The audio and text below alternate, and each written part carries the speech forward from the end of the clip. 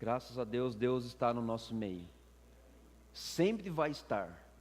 Pode acreditar nisso. As crianças podem ir para o seu grande culto.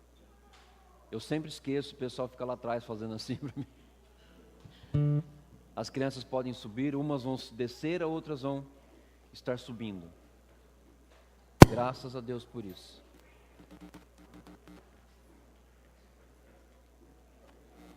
Enquanto as crianças estão subindo, desligue o seu celular ou deixe o seu celular na vibração para que você não seja incomodado com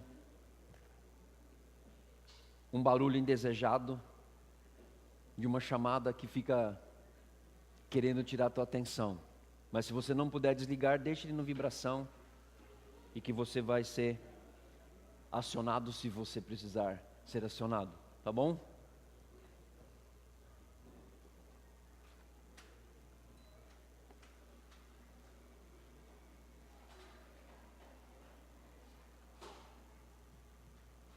Sejam muito bem-vindos à nossa igreja, Igreja Ágape de Atibaia, e que você se sinta bem no nosso meio, se sinta bem aqui conosco, e que você possa voltar mais vezes e receber do Senhor aquilo que você necessita nessa manhã.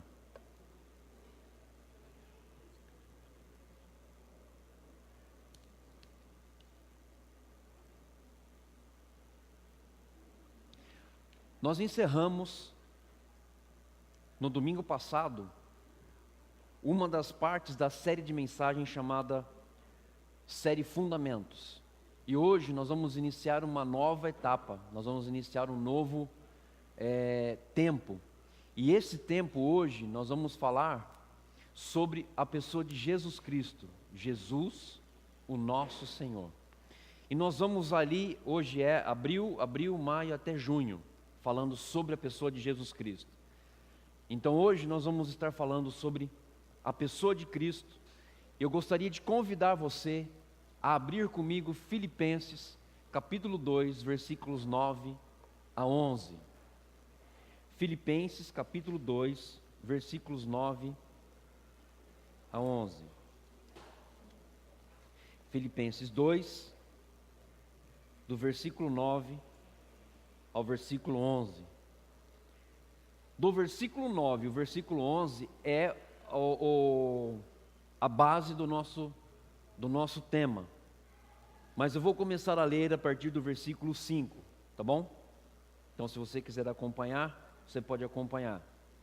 Mesmo assentados, mas com reverência à palavra de Deus, porque ela fala ao seu coração nessa manhã, diz o seguinte: tende em vós o mesmo sentimento que houve também em Cristo Jesus, pois ele, subsistindo em forma de Deus, não julgou como usurpação o ser igual a Deus.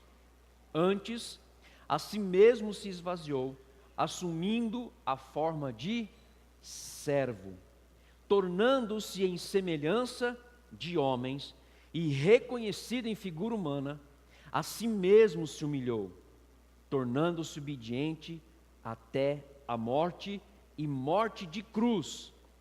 Pelo que também Deus o exaltou sobremaneira, e lhe deu o nome que está acima de todo o nome.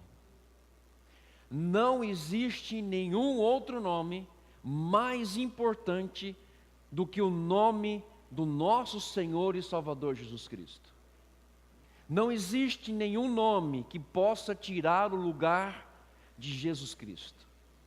Se você analisar durante alguns segundos todos os nomes mais importantes que existem no mundo, vou dar um exemplo aqui para você. Você pode usar o nome ou pensar no nome de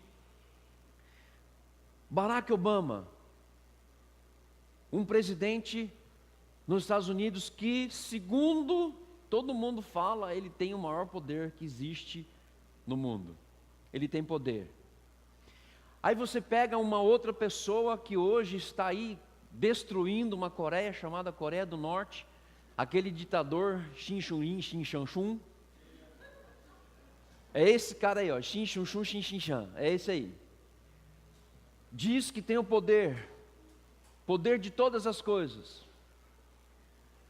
Existem outras pessoas que acham que têm o poder, mas elas desconhecem que quem tem o único poder sobre a face da terra, nos céus e debaixo da terra, é o nome do nosso Senhor e Salvador Jesus Cristo. Não existe outro nome, não existe outro nome que importa nesta manhã que sejamos salvos. Atos capítulo 4, versículo 12 fala isso. E não há nenhum outro nome que importa que sejamos salvos. Este nome é o nome de Jesus. E ele continua dizendo: para que ao nome de Jesus se dobre todo o joelho, nos céus, na terra e debaixo da terra. E diz: e toda língua confesse que Jesus Cristo é Senhor, para a glória de Deus Pai. Não existe nada neste mundo que possa e que tem poder para tirar o senhorio de Cristo. Não tem. E se existir, essa pessoa um dia vai se dobrar diante este nome. Vai se dobrar quando ele voltar para levar a sua igreja. Vai se dobrar quando ele colocar os pés no mar e na terra, como está em Apocalipse, dizendo que ele é o Senhor de todas as coisas. E ele vai assumir a igreja, dizendo: esta é a igreja do meu Deus. Não existe.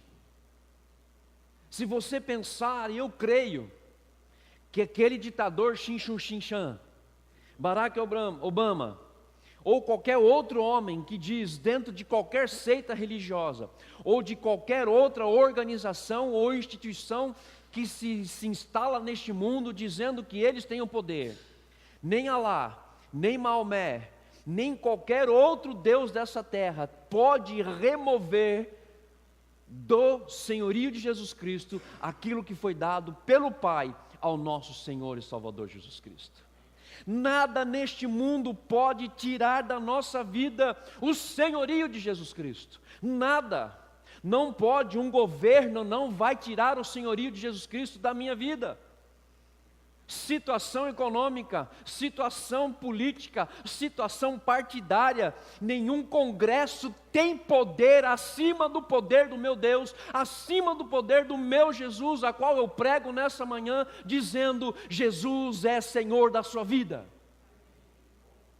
Não tem, não existe. Na igreja de Filipos, contando um pouco sobre a história da igreja de Filipos, a igreja, ela foi relatada em Atos 16. Atos 16 fala sobre a igreja de Filipo. Essa igreja era constituída de gregos, cidadãos judeus e romanos. As mulheres tinham um lugar merecido de honra dentro dessa igreja. Mulheres falam amém, hein? Amém. As mulheres tinham um lugar de honra dentro dessa igreja. Paulo escreveu para a igreja com dois propósitos. O primeiro, para agradecer à igreja pelos cuidados que a igreja estava tendo com ele, porque eles simpatizavam com o apostolado de Paulo. E ele escreveu agradecendo isso, partilhando todas as suas aflições. E o segundo propósito foi para, como sempre, corrigir algumas desordens doutrinárias que existiam na igreja. Mas essa igreja era totalmente diferente da igreja de Corinto. Ocorreu divisão na igreja. Havia divisão naquela igreja. porque havia uma incompatibilidade pecaminosa. Uns não se compactuavam com o pecado e outros se compactuavam com o pecado, e isso já é suficiente para trazer divisão numa igreja. Aí se levanta duas mulheres, Evódia e Sintique, duas mulheres que causaram um transtorno dentro daquela igreja, por motivos particulares, devido às murmurações e discursos secundários de partidarismo. Elas queriam levar pessoas para o lado delas e fazer com que essas pessoas acreditassem naquela doutrina que elas estavam falando e não aquilo que Paulo estava determinando para a igreja, como está na palavra de Deus.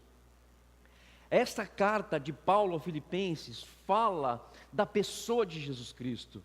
E este é o tema da nossa mensagem nessa manhã: Jesus, o Senhor de todas as coisas.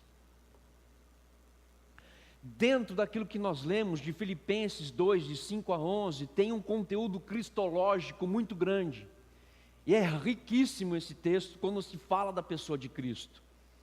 E esses versículos foram introduzidos nessa carta por duas coisas importantes: para que os leitores, como nós hoje, tivéssemos a oportunidade de experimentar, viver em humildade, debaixo da graça de Deus. E isso é muito importante. Por quê? Porque a igreja de Filipos, eles estavam tendo divisões e partidarismo. O que estava acontecendo isso com a igreja? Uma igreja estava indo para cá e a mesma igreja indo para cá. E isso estava trazendo confusão.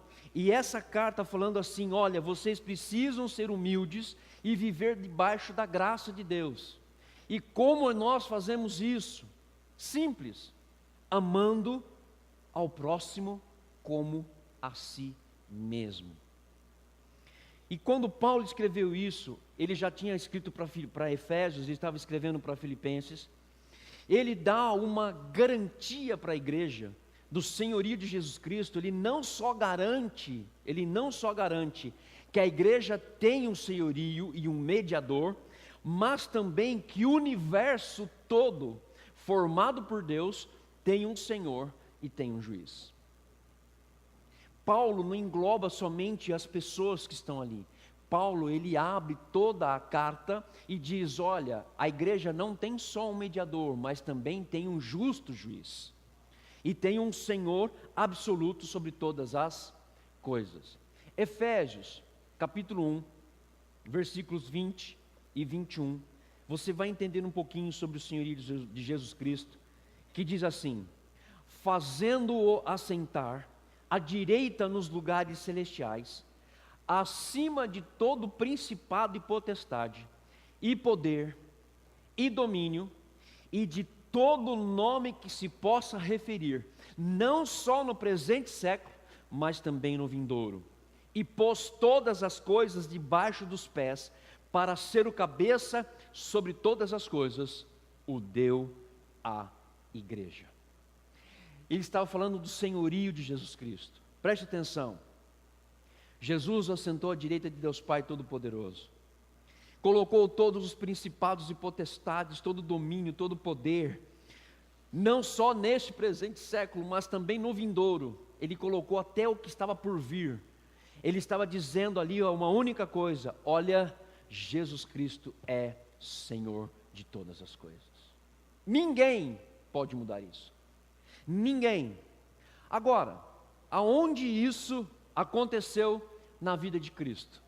Aonde ele começa a mostrar o domínio, o senhorio dele?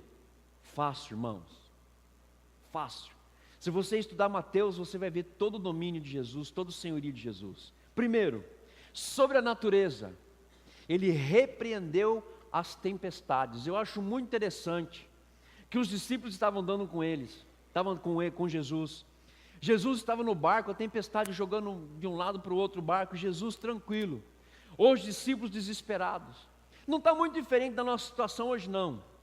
Estamos sendo jogados de um lado para o outro, assim, ó, pá, pá, pá, pá, pá, pá, pum, pum, opressão de todos os lados, setas malignas de todos os lados, situações adversas de todos os lados, febre, dor, irritação, aflição, necessidade. Nós não estamos passando por isso, isso que não existe no Brasil, e não existe em nós, pode estar acontecendo em outro país, não em nós. E Jesus tranquilo no barco, ele levanta e fala assim: oh meu Deus, homens de pequena fé, será que vocês não estão entendendo ainda que eu tenho controle sobre todas as coisas? Eu sou o Senhor de todas as coisas. Vento, acalma-te.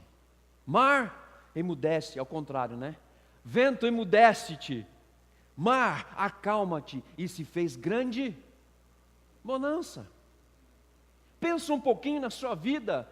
Jesus tem sido o seu Senhor, Jesus tem sido, e você tem dado o senhorio da sua vida ao Senhor Jesus.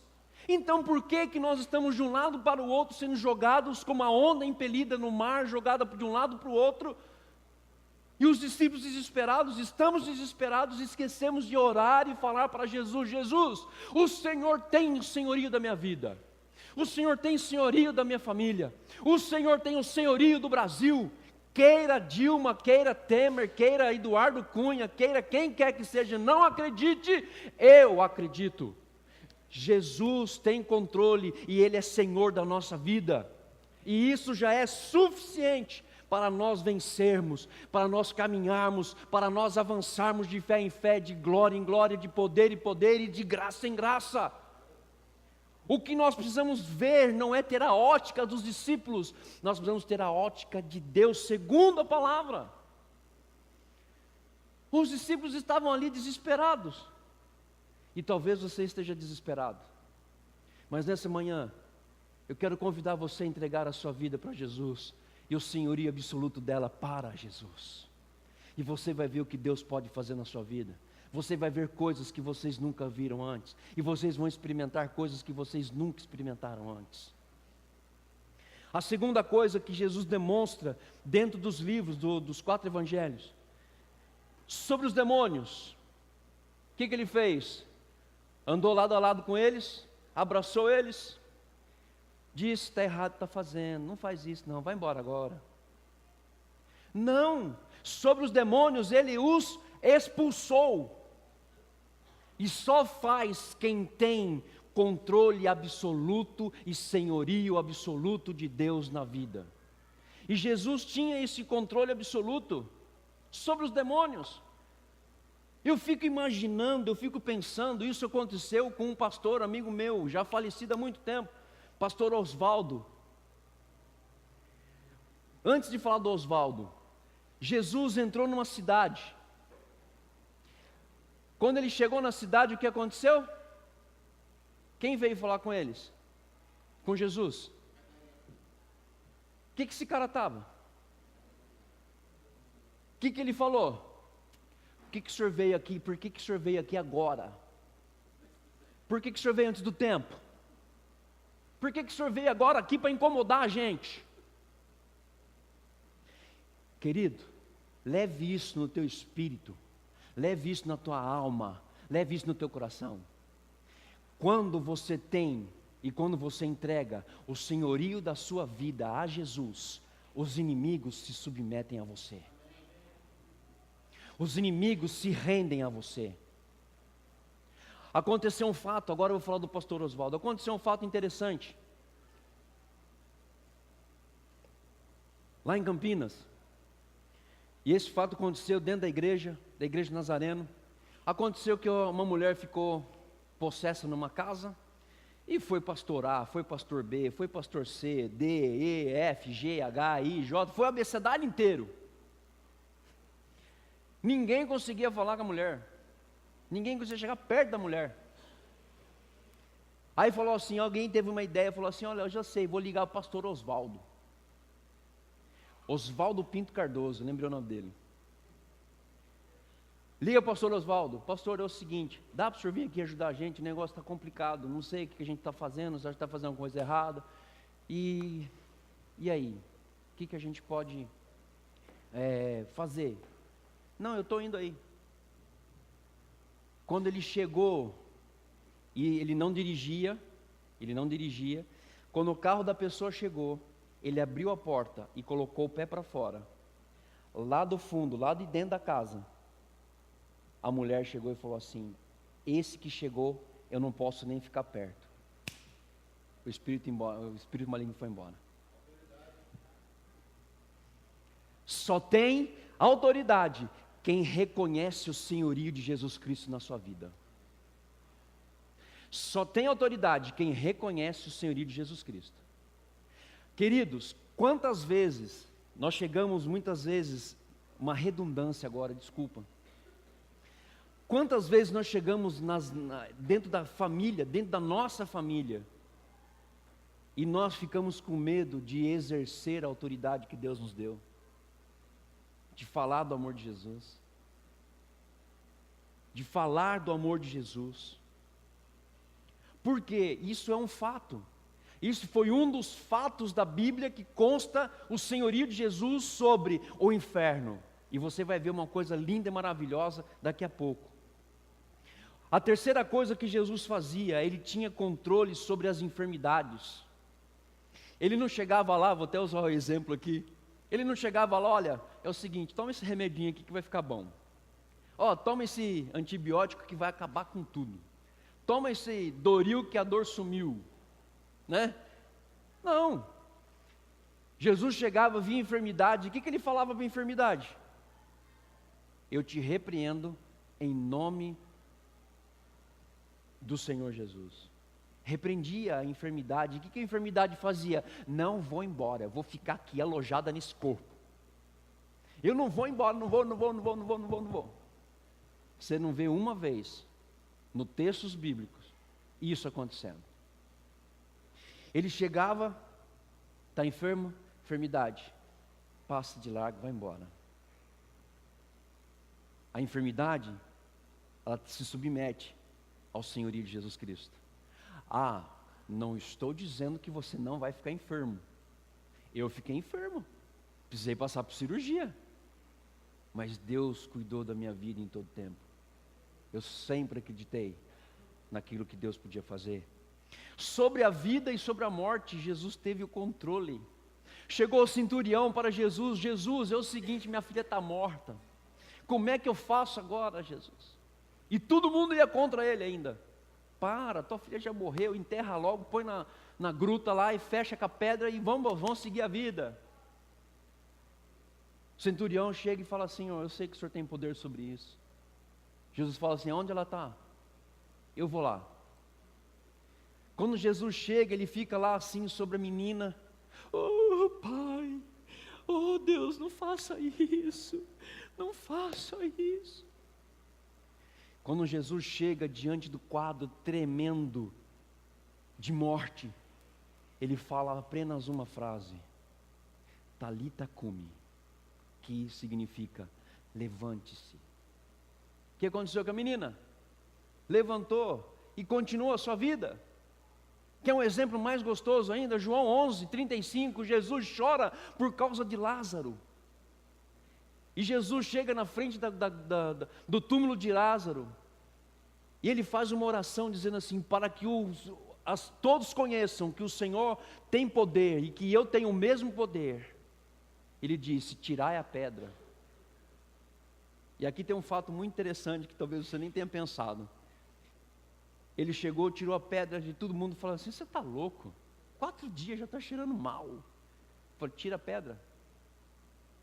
Ele só chamou Lázaro.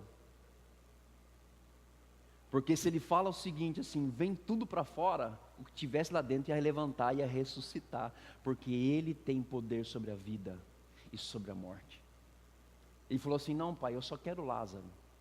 Só para eles reconhecerem com quem eles estão vivendo, com quem eles estão tratando. Lázaro veio para fora. Aqui eu vou falar uma outra coisa, eu quero um dia tratar sobre isso. Jesus é Senhor do sábado. Jesus é o Senhor do sábado. Quando ele fala sobre o sábado com os seus discípulos, sabe o que ele fala? Eu estou revelando um propósito para vocês. que o Senhor é o dono do sábado e não o sábado o dono do Senhor.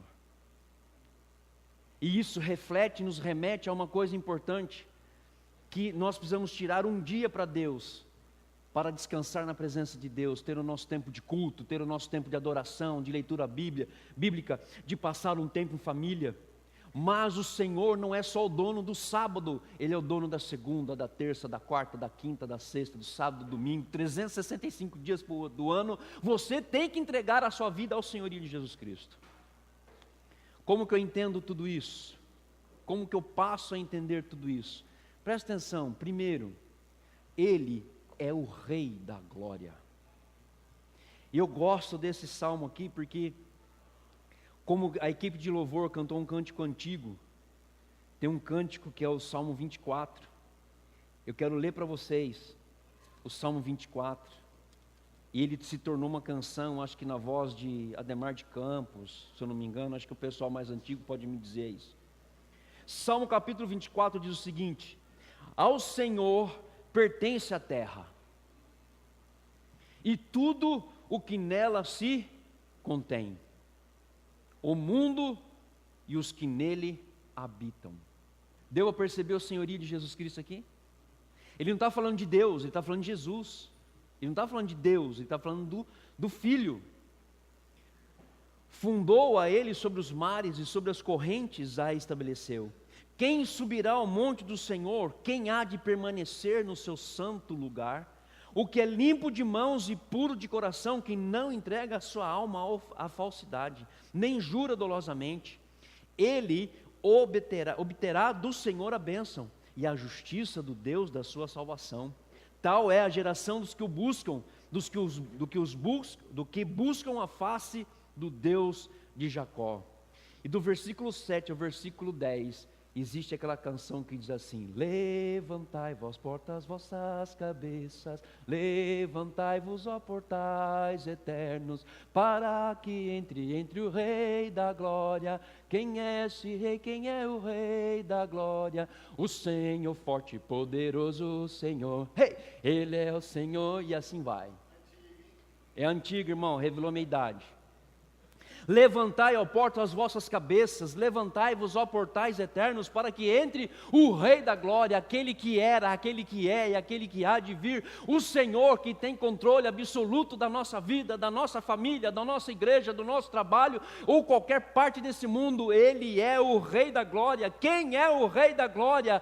Jesus, forte e poderoso, poderoso nas batalhas, porque Ele é o leão da tribo de Judá. 1 Pedro capítulo 5, versículos 7 e 8 diz: humilhai-vos, portanto, diante da mão poderosa do Senhor, para que em tempo oportuno Ele vos exalte. O leão anda como derredor, como que ruge tentando vos tragar todos os dias, mas Deus nos dá a saída. Ele é o Deus das batalhas. Levantai-vos, ó portas, as vossas cabeças, levantai-vos, ó portais eternos, para que entre o Rei da Glória.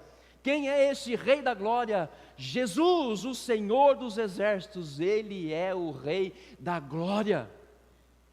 Glória a Deus por isso. Se isso não mexe na sua vida, eu vou começar a pregar tudo de novo, porque aqui mostra a soberania de Deus, aqui mostra a magnificência de Deus, aqui mostra as maravilhas de Deus, aqui mostra o senhorio de Jesus Cristo, aqui mostra que Ele pode tudo e todas as coisas, e se nós não dependermos dEle, nós vamos ser lançados de um lado para o outro, nós vamos desviar através de doutrinas falsas, e nos últimos dias se levantarão falsos mestres que ensinarão doutrinas que não procedem da palavra de Deus, e como menino agitado de um lado para o outro, eu vou aceitar essas doutrinas e vou me perder, e não vou reconhecer que Jesus, Ele é o Rei da Glória, Ele é o Senhor, Ele vive. E quando Davi escreveu isso, ele estava falando de Jesus Cristo, e Ele é soberano sobre todas as coisas, a mais alta esfera da criação, até a mais baixa esfera que nós podemos viver hoje neste mundo, Ele continua tendo poder absoluto, Ele é Senhor de todas as coisas. Quando nós lemos: levantai-vos, ó portas, as vossas cabeças, levantai-vos, ó portais eternos, para que entre o Rei da Glória, até os portões se rendem ao senhorio de Jesus Cristo. Eu fico imaginando Jesus chegando na glória, sem precisar falar nada. Ele caminhando, chegando para a glória, os portais eternos se abrindo, sem precisar falar nada, porque os portais reconhecem o senhorio de Jesus Cristo. Agora, toma isso no teu espírito também. Desculpa falar isso assim para você hoje, mas toma isso lá no teu espírito também. Se você é salvo e tem certeza, pode dar um glória a Deus, dê um glória a Deus. Quando você chegar na glória, os portais dos céus, eles abrirão sem que você precise. E você vai ver, a hora que eles abrirem, você vai entrar e você vai contemplar o seu Deus, Jesus e todos aqueles que morreram em Cristo. Glória a Deus por isso. Você sabe por quê? Porque Jesus mora aqui. Apocalipse capítulo 1, versículo 18, diz o seguinte: aquele que vive, estive morto, mas eis que eu estou vivo pelos séculos dos séculos, e tenho as chaves da morte e do inferno. Acabou, meu irmão. Senhorio absoluto de Jesus Cristo. Ele é o cara. Ele é o cara. Não adianta a gente querer mudar isso. Nós não vamos conseguir. Mas Jesus, Ele é o Senhor. A segunda coisa que eu quero deixar aqui para você é o seguinte: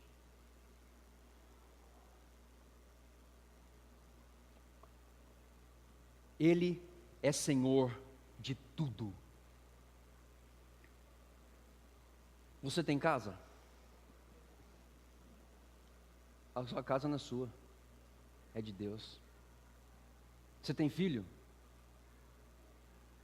Seu filho não é seu, é de Jesus. Você tem carro? Esse carro não é seu, é de Jesus. Você tem alimento para colocar sobre a mesa hoje? Ele não é seu, é de Jesus.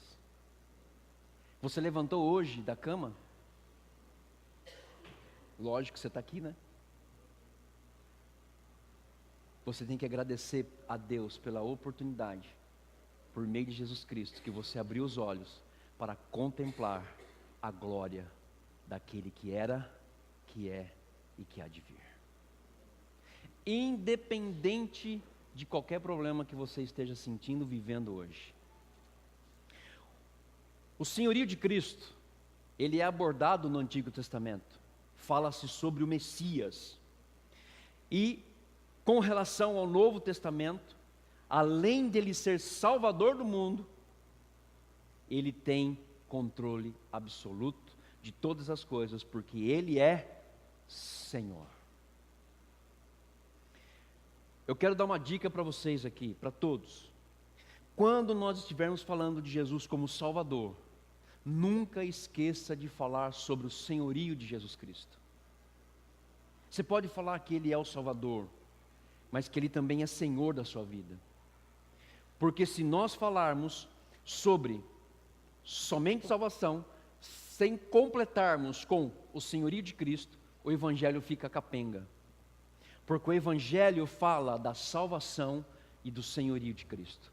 E quando se junta essas duas coisas, esses dois pontos, a sua abordagem passa a ser mais do que completa. Então, quando você falar de Jesus, você precisa falar da realidade, da proclamação do Evangelho de Cristo. Eu quero dar um exemplo aqui de Pedro. Pedro, quando ele estava no cenáculo, que eles foram cheios do Espírito Santo, no primeiro sermão dele, em Atos 2, você pode abrir lá, 34 e 36, ele fala exatamente sobre o senhorio de Jesus Cristo. Ele fala do arrependimento e também fala do senhorio de Jesus Cristo. Diz o seguinte: porque Davi não subiu aos céus, mas ele declara: disse o Senhor ao meu Senhor, falando de Deus para o Filho Jesus: assenta-te à minha direita, até que eu ponha os teus inimigos por estrado dos teus pés. Esteja absolutamente certa, pois, toda a casa de Israel, de que a este Jesus que vós crucificastes, Deus o fez Senhor e Cristo. Glória a Deus por isso. E é uma coisa simples: a exaltação de Cristo como Senhor de todas as coisas não deve ser tratado como uma doutrina menor, mas deve ser tratado igual, como qualquer outra doutrina. E falar de Jesus, da salvação, por meio de Jesus, através da cruz, e falar do senhorio dele, por meio daquilo que ele é. Ele nunca deixou de ser. Agora, a grande dificuldade é encaixar isso dentro de uma cosmovisão que nós temos. Então, para explicar o que é cosmovisão, que isso é um termo teológico, cosmovisão, então anote aí, modo particular de perceber o mundo, buscando entender questões filosóficas, vida após morte e morte, entre outras questões que existem no mundo. Então, olha, é simples, quando você ouvir falar a palavra cosmovisão, você tem que entender o seguinte: é como eu vejo o mundo e como eu respondo às questões teológicas. Então você tem uma cosmovisão, todos nós temos. Se eu pegar aqui e falar para você assim, você entende o que é vida? Você vai falar assim, a vida eu entendo, a vida é assim, assim, assado. Deus me deu assim, fez isso, tal, tal. Minha concepção, Ele deu o espírito de vida, tal, tal. Então você tem uma cosmovisão. Agora você tem que pegar o que está dentro da tua cachola, de definição dessa cosmovisão, e encaixar isso aonde? Dentro da salvação e dentro do senhorio de Cristo, a partir da cruz. Sabe qual é o grande erro que nós fazemos? Nós queremos fazer com que o nosso entendimento, aquilo que eu sei, se encaixe naquilo que eu sei. Ou seja, a palavra tem que encaixar aqui dentro. Não, você tem que encaixar aqui. Deu para entender o que é cosmovisão? A cosmovisão é você querer pegar a palavra e encaixar dentro da sua cabeça. Não, a cosmovisão é você pegar a tua cabeça e encaixar dentro da palavra. Isso que você precisa fazer. O erro que nós cometemos é que, não, eu quero definir a palavra dessa forma, porque eu sei que definindo dessa forma eu vou ter benefícios próprios. E a palavra de Deus nunca traz benefício próprio para você, e nem para mim. A palavra de Deus, dentro da nossa cosmovisão, precisa trazer benefício para os outros, e não para mim. Porque eu sei o que Deus quer que eu faça. E eu sei qual é o meu propósito de vida. E eu sei por que Ele me criou. Agora, dentro de tudo isso, eu preciso fazer com que a palavra seja estendida para as outras pessoas. É por isso que nós falamos da cosmovisão. Quer um exemplo da cosmovisão? A igreja primitiva. A igreja primitiva. Vamos pensar um pouquinho na igreja primitiva? Posso abrir um parênteses aqui só para vocês entenderem? Tá bom, então vamos lá. Não sei se todos concordaram, mas eu vou falar. A igreja primitiva nasceu no meio de uma maior revolução do Império Romano. O Império Romano estava borbulhando, estava em transição de um império para o outro. E ali havia grandes imperadores, ali haviam grandes pessoas que estavam se corrompendo e estavam trazendo grandes benefícios para o Império Romano. Então o Império Romano tinha uma visão do cristianismo, começou a ter uma visão do cristianismo, fazendo assim, esses caras vão acabar com a gente. O que nós vamos começar a fazer com eles? Vamos começar a perseguir eles. Começa a perseguir eles para que a gente acabar com esse negócio, porque o que eles vão fazer, eles vão pegar a Bíblia e vão implantar em nós. E nós não queremos que implante a Bíblia em nós queremos que nós implantemos neles as nossas doutrinas, as nossas regras, as nossas leis, a nossa corrupção, a nossa falsidade. Você percebe o que a igreja primitiva fez? Foi daí que Jesus havia falado, não só para os discípulos, e que foi aplicado desde Atos, que é da igreja primitiva para frente, Paulo falando a mesma coisa que Jesus falou: olha, é o seguinte, vocês vão sofrer tempos muito difíceis, mas tem de bom ânimo, tudo vai dar certo. Um exemplo disso está junto com a ressurreição de Cristo. A ressurreição de Cristo fez uma coisa, teve um fundamento muito importante para nós. E qual foi esse fundamento? Trazer base sólida para entender o senhorio de Jesus Cristo, para que nenhuma perseguição, nenhuma situação adversa fosse tirado o foco da cruz de Cristo. Fecho parênteses aqui. Em Mateus, capítulo 11, versículo 28, diz o seguinte: vinde a mim, vós todos que estáis cansados e sobrecarregados, e eu vos aliviarei. Por que será que Jesus falou isso? Ou melhor, para que Jesus falou isso? Para que Jesus falou isso? Jesus, Ele é Senhor de tudo. Eu vou falar uma coisa aqui, talvez você possa até entender de uma outra forma.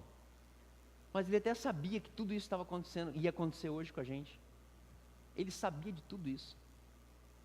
Ele sabia que você ia passar por lutas, que eu ia passar por lutas, por provas, por situações difíceis.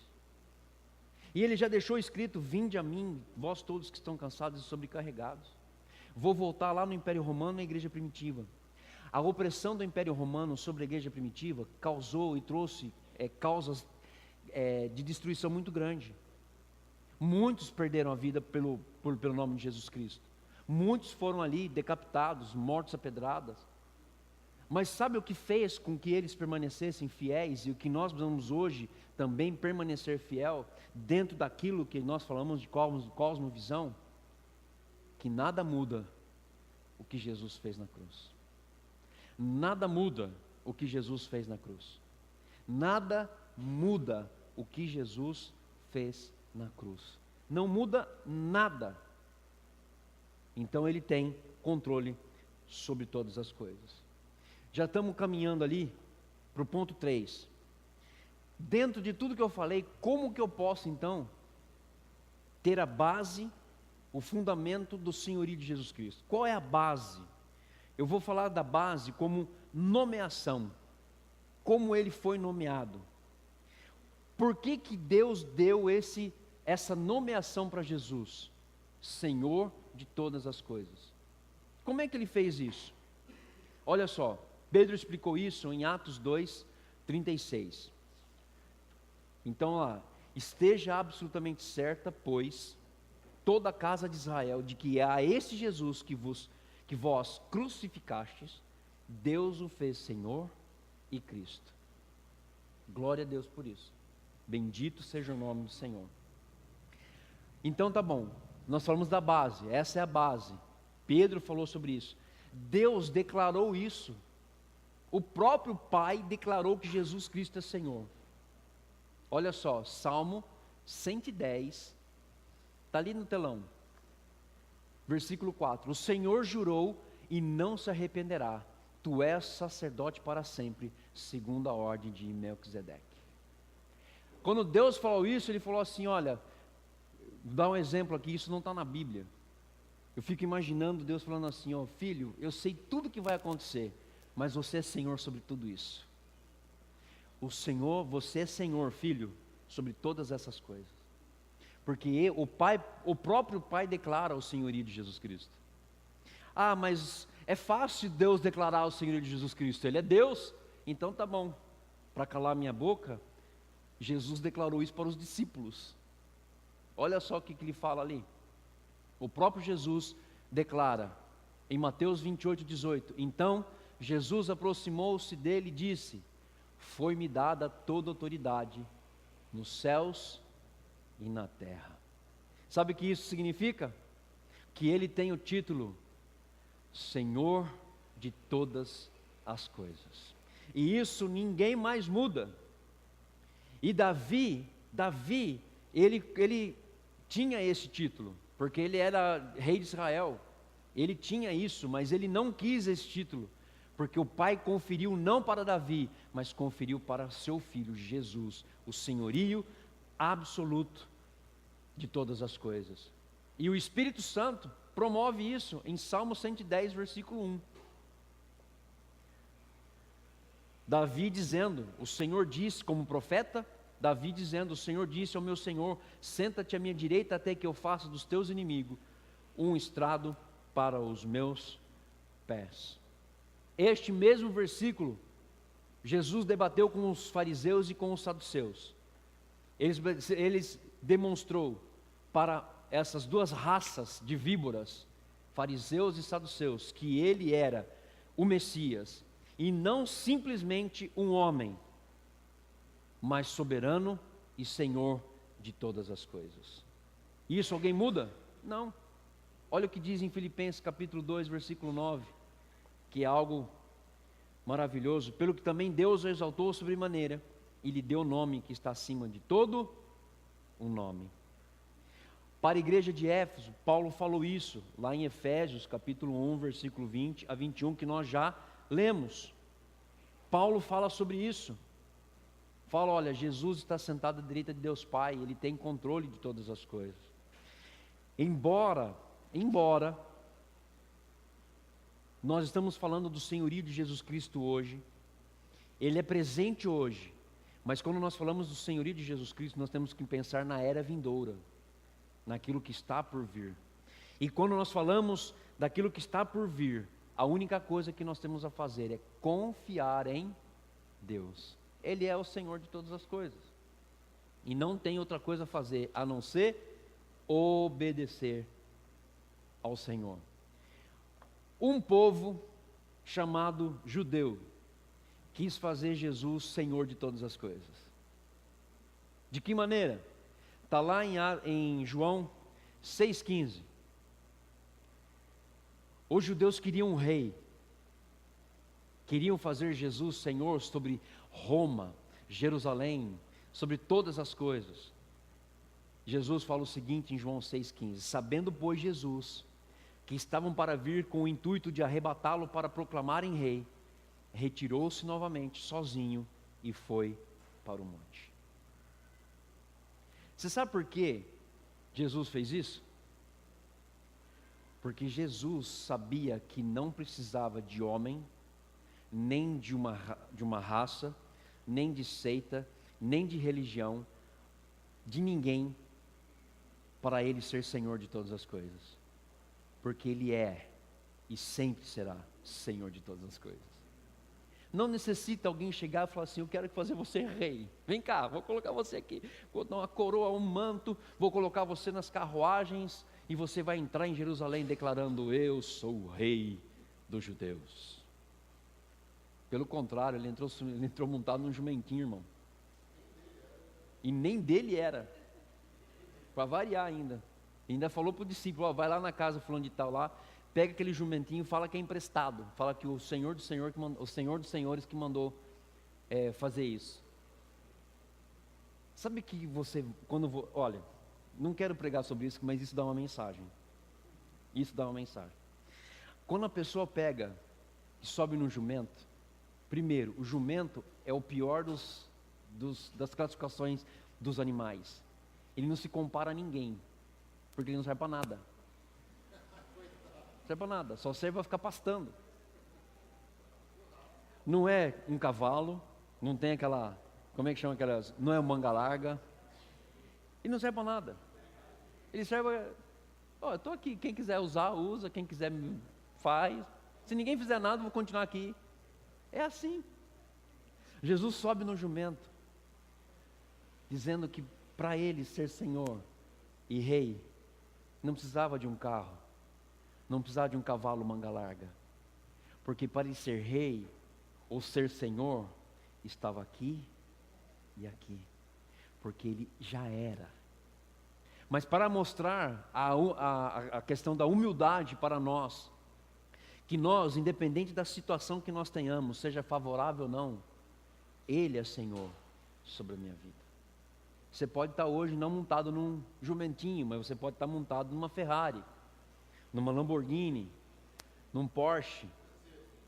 É isso, alguns estão recebendo, né?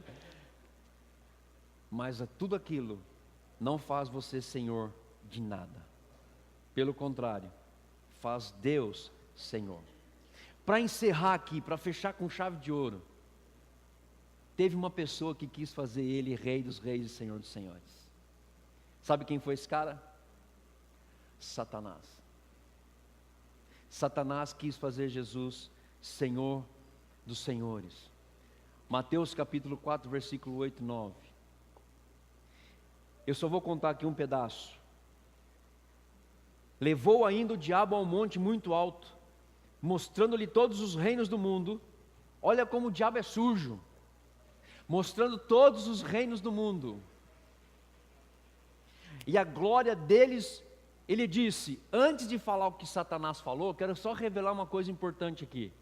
Talvez você não saiba. Olha só. Levando ainda o diabo a um monte muito alto, mostrou-lhe todos os reinos do mundo e a glória deles. Você imagina Jesus e Satanás ali, e Satanás falando: vem cá, Jesus, olha isso aqui, ó. Está vendo tudo isso? Jesus no seu íntimo, falando assim, como tu é tonto, cara. Como tu é besta. Isso aí já é meu, palhaço.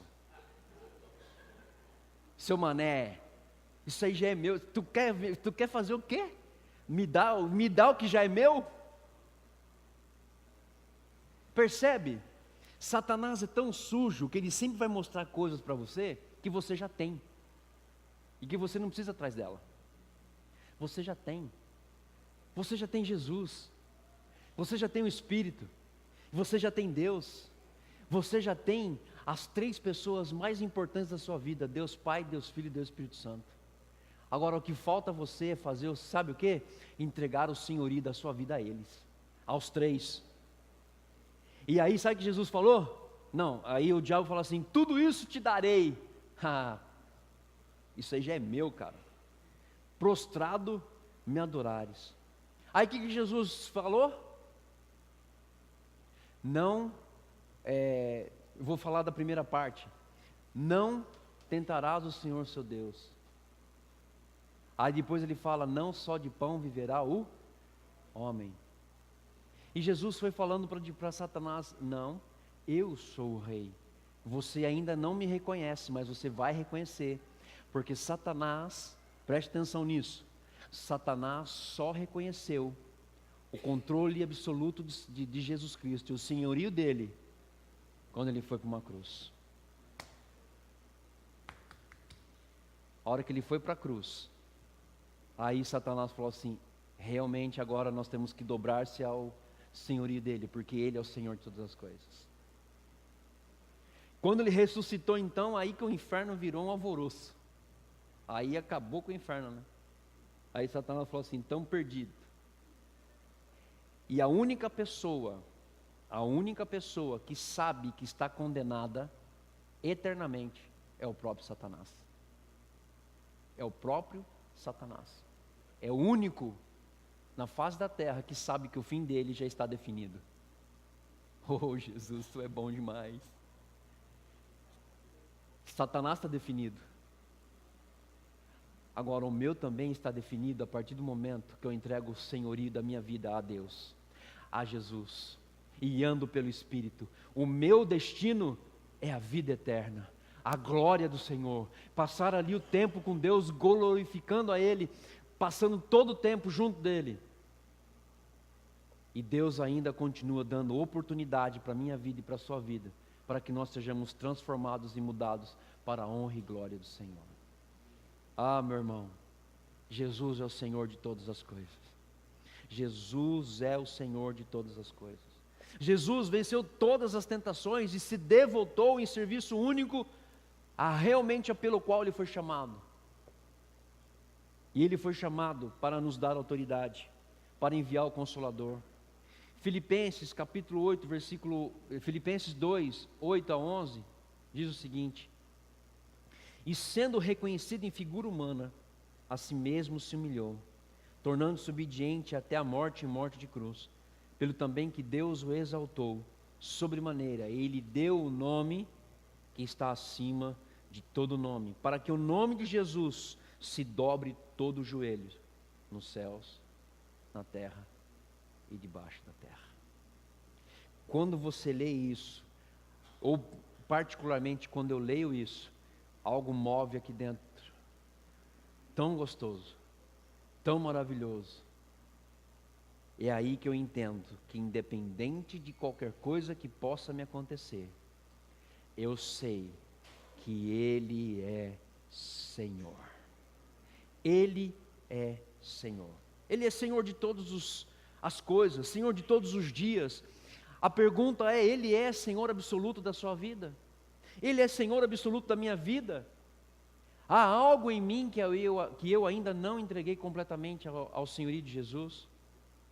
Bens, família, profissão, ambições pessoais e afins, todos já estão debaixo do senhorio de Jesus Cristo? Jesus é Senhor de todas as coisas, e Ele quer ser absoluto na sua vida também.